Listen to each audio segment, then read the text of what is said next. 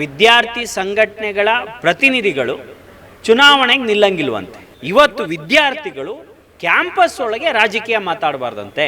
ಪ್ರಜಾತಾಂತ್ರಿಕ ಹಕ್ಕುಗಳನ್ನ ಕಿತ್ಕೋತಾ ಇದ್ದಾರೆ ಸರ್. ಯಾಕೆ ಅಂದ್ರೆ ಅವರ ಸರ್ಕಾರ ಎಕ್ಸ್ಪೋಸ್ ಆಗುತ್ತೆ, ಬರುತ್ತೆ. ನಮ್ಮ ಸರ್ಕಾರನೇ ವಿದ್ಯಾರ್ಥಿಗಳು ಎಕ್ಸ್ಪೋಸ್ ಮಾಡ್ತಾರೆ ಸರ್. ನಾವು AIDS all India democratic student organisation ಇಂದ ಕಾಲೇಜ್ಗಳಲ್ಲಿ ವಿದ್ಯಾರ್ಥಿಗಳ ಒಂದು ಚುನಾವಣೆ ಮಾಡಬೇಕು ಅಂತೇಳಿ ಸರ್ಕಾರ ಹೇಳಿದ್ರು. ಅವಾಗ ನಾವು ವೆಲ್ಕಮ್ ಮಾಡಿದ್ವಿ. ಆದರೆ ನಿನ್ನೆ ಸರ್ಕಾರ ಒಂದು ಆದೇಶ ಹೊರಡಿಸಿದ್ದಾರೆ.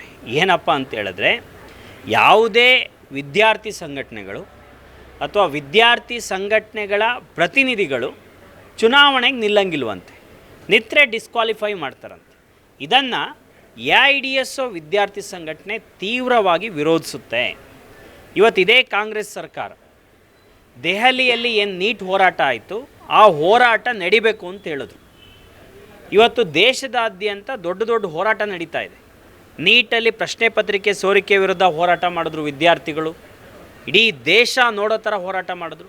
ಕರ್ನಾಟಕದಲ್ಲೂ ಕೂಡ KPSC ಹಗರಣದ ವಿರುದ್ಧ ಒಂದು ಸೀಟಿಗೆ, ಒಂದು ಗೌರ್ಮೆಂಟ್ ಜಾಬ್ಗೆ 70 ಲಕ್ಷ 80 ಲಕ್ಷ ಲಂಚ ಕೇಳ್ತಾ ಇದ್ದಾರೆ. ಅದ್ರ ವಿರುದ್ಧನೂ ಹೋರಾಟ ಮಾಡ್ತಾ ಇದ್ದಾರೆ. ಇವತ್ತು ಈ ರಾಜ್ಯ ಸರ್ಕಾರ ಇವತ್ತು ವಿದ್ಯಾರ್ಥಿಗಳು ಕ್ಯಾಂಪಸ್ ಒಳಗೆ ರಾಜಕೀಯ ಮಾತಾಡಬಾರ್ದಂತೆ, ವಿದ್ಯಾರ್ಥಿಗಳು ಒಗ್ಗಟ್ಟಾಗಬಾರ್ದಂತೆ, ಅವ್ರ ಸಂಘಟನೆ ಕಟ್ಕೋಬಾರ್ದಂತೆ. ಇದು ಏನ್ರಿ ಸ್ವಾಮಿ ಹಂಗಾರೆ ನೀವು ಹೇಳ್ತಾ ಇದ್ದೀರಾ?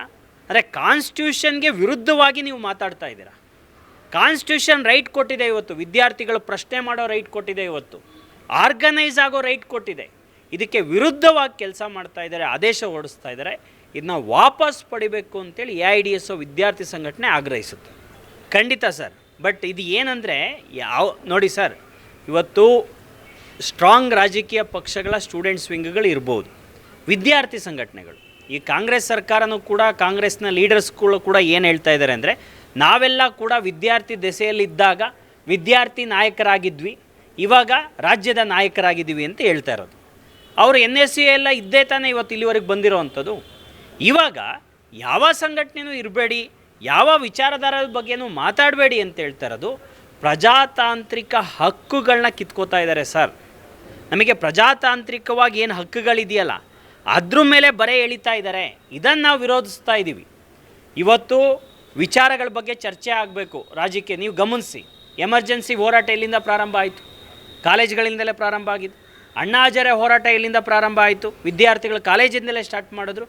ಇವಾಗ ನೀಟ್ ವಿರುದ್ಧ ಕೂಡ ಹೋರಾಟ ಕಾಲೇಜ್ ಕ್ಯಾಂಪಸ್ಗಳಲ್ಲಾಗಿದೆ. KPSC ಹಗರಣದ ವಿರುದ್ಧನೂ ಕೂಡ ಕಾಲೇಜ್ ಕ್ಯಾಂಪಸ್ಗಳಲ್ಲಿ ಹೋರಾಟ ಆಗಿದೆ.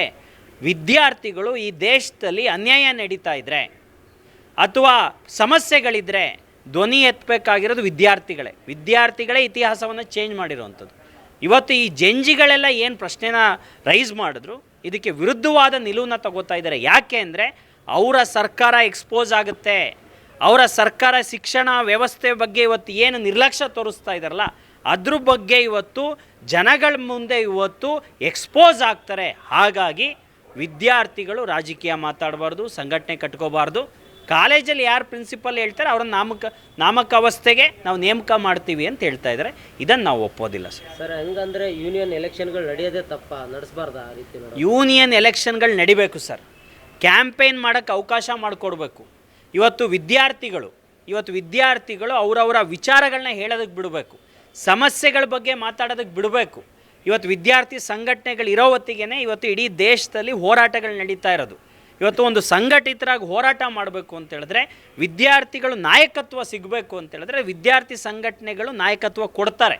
ಅವರು ತಿಳಿದಿರ್ತಾರೆ, ವಿದ್ಯಾರ್ಥಿಗಳನ್ನ ಒಂದುಗೂಡಿಸ್ತಾರೆ. ಇವತ್ತು ವಿದ್ಯಾರ್ಥಿಗಳಿಗೆ ನಾಯಕತ್ವ ಇಲ್ಲ ಅಂತ ಹೇಳಿದ್ರೆ ಅವರು ಯುನೈಟ್ ಆಗಲ್ಲ, ಸಮಸ್ಯೆ ವಿರುದ್ಧ ಧ್ವನಿ ಎತ್ತಲ್ಲ. ಆ ಹಿನ್ನೆಲೆಯಲ್ಲಿ ವಿದ್ಯಾರ್ಥಿ ಸಂಘಟನೆಗಳು ಇವಾಗ ಗಮನಿಸಿ, ಮಂಗಳೂರು ಯೂನಿವರ್ಸಿಟಿಯಲ್ಲಿ ನಡೀತಾ ಇದೆ, ದೆಹಲಿ JNUಯಲ್ಲೂ ನಡೀತಾ ಇದೆ, ಹಲವಾರು ಯೂನಿವರ್ಸಿಟಿಗಳಲ್ಲಿ ಎಲೆಕ್ಷನ್ ನಡೀತಾ ಇದೆ.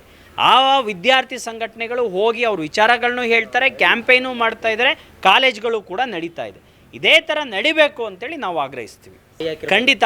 ಇವರು ಮೊದಲು ಮಾತಾಡ್ತಾನೆ ಹೇಳಿದ್ರು, ನೀವು ಗಮನಿಸಿರ್ಬೋದು, ಮುಖ್ಯಮಂತ್ರಿಗಳೇ ಹೇಳಿದ್ರು. ಏನಂತ ಹೇಳಿದ್ರೆ, ವಿದ್ಯಾರ್ಥಿ ಸಂಘಟನೆಗಳು ಬೆಳಿಬೇಕು, ಯುವಕರಾಗಿದ್ದಾಗ ವಿದ್ಯಾರ್ಥಿಗಳಾಗಿದ್ದಾಗಲೇ ನಾಯಕತ್ವ ರೂಪುಗೊಳ್ಳಬೇಕು, ಅದಕ್ಕೋಸ್ಕರ ನಾವು ಚುನಾವಣೆಗಳನ್ನ ಮಾಡ್ತಾ ಇದ್ದೀವಿ ಅಂತ. ಅಷ್ಟು ಮಾತ್ರ ಅಲ್ಲ, AIDS, SFI, ASF, NSUI ಎಲ್ಲರನ್ನೂ ಕೂಡ ಕರೆಸಿದ್ರು ಮೀಟಿಂಗಿಗೆ. ಕರೆಸ್ಬಿಟ್ಟು ಏನು ಹೇಳಿದರು, ನಾವು ಈ ಥರ ಚುನಾವಣೆ ಮಾಡ್ತಾ ಇದ್ದೀವಿ, ನಿಮ್ಮ ಒಪಿನಿಯನ್ ಏನು ಅಂತಲೂ ಕೇಳಿದರು. ಇವಾಗ ಇಡೀ ದೇಶದಲ್ಲಿ ಏನು ಜಂಜಿಗಳು ಹೋರಾಟ ಮಾಡಿದ್ರು, KPSC ಹಗರಣದ ವಿರುದ್ಧ ಏನು ಹೋರಾಟ ಮಾಡ್ತಾ ಇದ್ದಾರೆ, ಇವಾಗ ಇವರು ನಮ್ಮ ಕುತ್ತಿಗೆಗೆ ಬರುತ್ತೆ, ನಮ್ಮ ಸರ್ಕಾರನೇ ವಿದ್ಯಾರ್ಥಿಗಳು ಎಕ್ಸ್ಪೋಸ್ ಮಾಡ್ತಾರೆ, ಹಾಗಾಗಿ ವಿದ್ಯಾರ್ಥಿ ಸಂಘಟನೆಗಳಿಗೆ ನಿರ್ಬಂಧ ಹಾಕೋಣ ಅಂತ ಹೇಳಿ ಹಿಂದೆಯಿಂದ ಕೆಲಸ ಮಾಡ್ತಾ ಇದ್ದಾರೆ. ಇದನ್ನು ನಾವು ಒಪ್ಪಲ್ಲ ಸರ್. ಅವರು ನಿರ್ಬಂಧ ಮಾಡಿದ್ರೂ ಕೂಡ ಅವರೇ ವಿದ್ಯಾರ್ಥಿ ಯುವಜನರ ಮುಂದೆ ಎಕ್ಸ್ಪೋಸ್ ಆಗ್ತಾರೆ.